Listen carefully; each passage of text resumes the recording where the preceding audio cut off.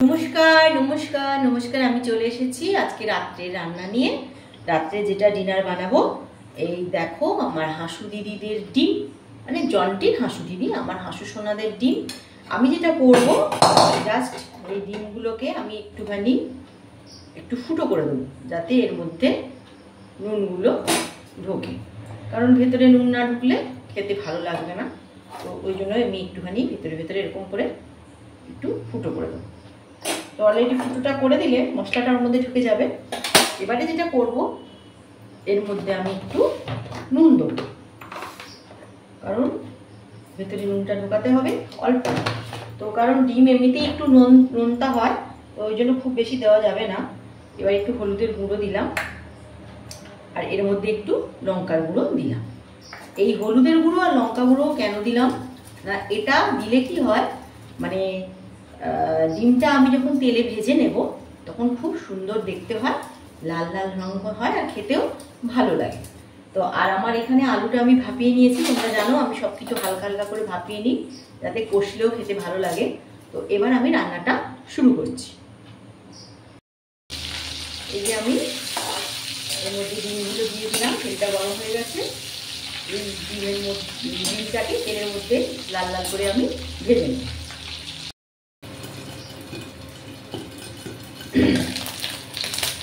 ডিমটা আমার ভাজা হয়ে গেছে। এবারে সবটা দেখতে হবে ডিমটা যেন পুরোটাই ভাজা হয়, মানে এক ধার ভাজা হলো আর এক ধার ভাজা হলো না, সেরকম যেন না হয়, পুরোটা ডিমটা যেন সুন্দর করে ভাজা হয় সেটা আমাদেরকে দেখতে হবে। তো এবারে ডিমটা তুলে নিলাম। এবারে এর মধ্যে আমি ওই তেলের মধ্যে আমার যে যে ভাপানো আলুগুলো একটু আস্তে করে দিয়ে, আলু সেদ্ধ করাই রয়েছে, শুধু একটুখানি তেলে নেড়ে নিই। তো আমার আলুগুলো ভাজা হয়ে গেছে। এবার আলুগুলো আমি এই ডিমের মধ্যে নিয়ে নিলাম। আমি আর তেল দেবো না, যে তেলটা আছে সেই তেলটাতেই রান্না করব। তো অবশ্য তেলটা একটু গরম করতে দিতে হবে। তেলটা গরম হয়ে গেছে। এবার সেই তেলের মধ্যে আমি একটু জিরে ফোড়ন দিয়ে দিলাম একটা শুকনো লঙ্কা ফোড়ন। জিরে আর শুকনো লঙ্কা সুন্দর গন্ধ বেরিয়েছে। এবার এর মধ্যে আমি অ্যাড করে দেবো পেঁয়াজের বাটা।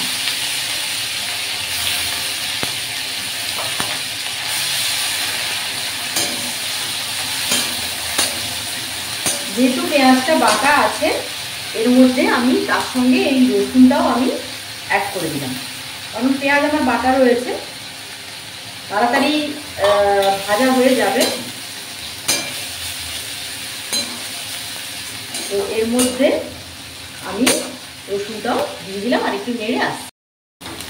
পেঁয়াজ রসুন ভাজা হয়ে গেছে। এবারে এটাই আমি 1 চামচ আদা এর মধ্যে দিয়ে দিই। আদার সঙ্গে আবার একটু কাঁচা লঙ্কাও বাটা রয়েছে, তো সেই আদা কাঁচা লঙ্কা বাটাটাও এর মধ্যে দিয়ে দিই। মশলাটা আমার কষে কষে আসছে। তো এর মধ্যে আমার এখানে যে টমেটো কুচনো আছে, একটা টমেটো, সেই কুচনো টমেটোটা এর মধ্যে আমি দিয়ে দিলাম।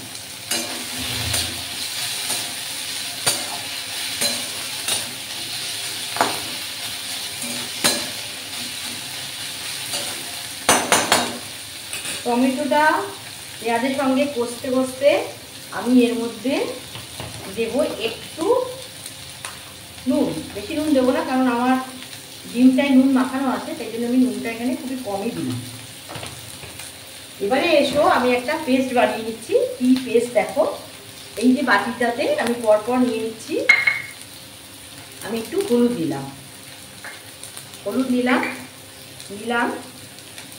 1 চামচ লঙ্কার গুঁড়ো, দেখতে পাচ্ছ, 1 চামচ খানি লঙ্কার গুঁড়ো, কারণ ওটা আদা কাঁচা লঙ্কা বাটা আছে, বেশি নেব না। নিয়ে নিলাম বিরিয়ানি মশলাটা একটু নিলাম, যেহেতু আমি গরম মশলা ফোড়ন দিইনি, কিন্তু বিরিয়ানি মশলাটা নিয়েছি। একটু কাশ্মীরি লঙ্কার গুঁড়োও নিয়ে নিলাম, 1/2 চামচ কাশ্মীরি লঙ্কার গুঁড়ো।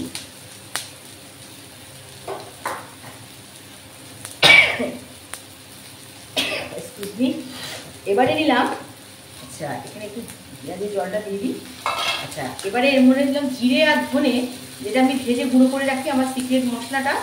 সেই সিক্রেট মশলাটাও আমি একটু এর মধ্যে অল্প আমি নিয়ে নিলাম, এই যে অল্প, খুবই অল্প, হাফ চামচ মতো। এইবারে এটাকে আমি একটা পেস্ট বানাবো। এর মধ্যে আমি জল দিয়ে দিলাম, জল দিয়ে এটাকে একটা আমি পেস্ট বানিয়ে নিলাম। পেস্ট বানিয়ে দেখো মশলাটা আমার বসে বসে এসেছে। টমেটো দিয়েছি, তা সত্ত্বেও কিন্তু এটা একটা, যেহেতু আমার তেলটা খুবই কম, তোমরা জানো আমি খুব কম তেলে রান্না করি। আমার রান্না খুব একটা যে ভালো মানে সেরকম যে দেখানোর মতন তেমন নয়। আমার রান্নাটা যেটা আমি দেখাই সেটা কিভাবে কম তেলে সুস্বাদু রান্না হবে, একদম তেল কম দিয়ে, মাছ না ভেজে, কোলেস্টেরল কম হবে কিসে সেটার চেষ্টা করি। তো এবারে যেটা আমি এর মধ্যে দিয়ে দিলাম, এই যে মশলার গোড়াটা, এই গোলাটার মধ্যে রয়েছে আমার একটু হলুদের গুঁড়ো, লঙ্কার গুঁড়ো, কাশ্মীরি লঙ্কার গুঁড়ো বা বিরিয়ানি মশলার গুঁড়ো, আর একটু আমার যে সিক্রেট মশলাটা জিরে আর ধনে ভেজে যে আমি গুঁড়ো করে রাখি, এবার সেটা আমি এর মধ্যে দিয়ে দিলাম। এইটা একটু কষে নেই, কষে নিয়ে এর মধ্যে যখন তেলটা ছাড়বে আমি তখন আসছি। দেখো আমার মশলাটা সুন্দর করে কষা হয়ে গেছে। খুব একটা তেল ছাড়বে না, কারণ তেল তেমন বেশি নেই, তেল বেশি থাকলে তো তেল ছাড়তো। যাই হোক, এবার এর মধ্যে আমি একটু যে আমার নকুলদানাটা পিঁপড়ে লেগে গেছিলো, সেটা যেহেতু আমি ঠাকুরকে দিতে পারিনি, এটা আমি এখন রান্নায় চালিয়ে দিচ্ছি। তো এটাকে ভালো করে কষে নিচ্ছি। নুন মিষ্টি সবই আমার দেওয়া হয়ে গেছে। এবারে কি করব, এই মশলাটার সঙ্গে আমি ডিম সেদ্ধ করে ভাজা, ডিম সেদ্ধ করে ভাজা আলু সব সুন্দর করে আমি এর মধ্যে একটু কষে নেব। আর একটু কষি, তারপরে আসছি। দেখো এবারে তেলটা বেরিয়ে এসছে, মশলাটা কষা হয়ে গেছে সুন্দর করে। এই দেখো সুন্দর করে আমার কষা হয়ে গেছে। জানো আমার কাকুরা আমাকে কি বলে বলো তো, আমার ঠাম্মার তো হাঁস ছিল, আমাদের নির্গতায় হাঁস পোষা হতো, মানে আমাদের মানে একটা মাছ ভাই ছিল, সেখানে ভাড়া করা হতো, মানে সেই বড় উঁচু ইয়েটা তো তোমার কি বলবো, পাখালি বলে যেটা, মানে মাঝখানটা চৌঘরাটা, সেখানে এমনভাবে একটা কাঠের সেটিং করা থাকতো, তার মধ্যে হাঁসগুলো ভেতরে ঢুকে যেত। সকালবেলা ওটা উঠিয়ে দিলে হাঁস বেরিয়ে আসতো। তো আমার ঠাম্মা হাঁস তো পুষতো, আর আমার কাকুরা খুব হাঁসের ডিম খেত। তো ওই জন্য আমি যখন খুশি সবাই হাই করেছে, ভাবছি কী করবে, মৌ পারবে কি না। আমার বর তো বুঝেই নিয়েছে যে কদিন পরেই হাঁসগুলো বোধহয় পটল তুললো। তার তো খুবই ভয় লাগছিল যে এতগুলো নিরীহ বাচ্চা বা হাঁসগুলো মারা যাবে।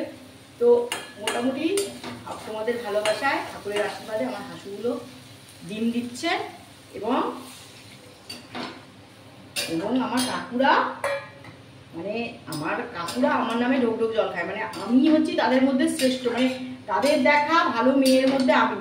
তো সেই জন্য কাকুদের কাছে এই যে আমি এইভাবে যে ডিম রান্না করছি বা ডিমের এই রান্না বান্নাতে শিখেছি, বাবা যে হাঁসের বাড়ির হাঁস পুষে বাড়ির হাঁসের ডিমের তরকারি করছি, কাকুরা কিন্তু মানে আমার কাকুরা প্রত্যেকে আমার ব্লগ দেখে জানো তো, তারা সব অবাক, খুব অবাক, প্রচণ্ড ভালোবাসে তো আমাকে। মানে আমার এক একজন এক একটা হচ্ছে, আমি কাকুদের এক একটা হাড় বাজরা। তো এই তো আমার ঠাকুমার নাতনি হিসেবে আমি হাঁস পুষেছি, হাঁসের ডিম বাড়িতে হচ্ছে, এবং ওই সময় যেমন আমরা হাঁসের ডিম খেতাম, আমি এখন আমার নিজের বাড়ির হাঁসুদের ডিম দিয়ে আমি রান্না করছি। তো ফুটুক, হয়ে গেলে কেমন হচ্ছে তরকারিটা দেখাবো। ঝোলটা ফুটছে, এবার একটা কাঁচা লঙ্কা আমি এর মধ্যে আস্তে করে দিয়ে দিলাম। আর একটু ফুটুক, তারপরে নামিয়ে দেবো। এবারে শেষের পর্যায়ে চলে এসেছি। খুল যা সিম সিম, খুল যা সিম সিম, দেখি ও এই হচ্ছে, দেখো কেমন হলো। কলকাতার বাড়িতে দেখিয়েছিলাম, তবে সেটা আমার হাসুদের ডিম না। কলকাতায় ওইখানে আমাদের মানে ওই বদনদার দোকান থেকে কেনা ডিমেরই তরকারি হয়েছিল। তো এটা কিন্তু আমার হাসু দিদিদের, মানে জন্টির হাসু দিদিদের ডিমের ঝোল। কেমন হয়েছে দেখে বলবে, কমেন্টস করবে কেমন হয়েছে।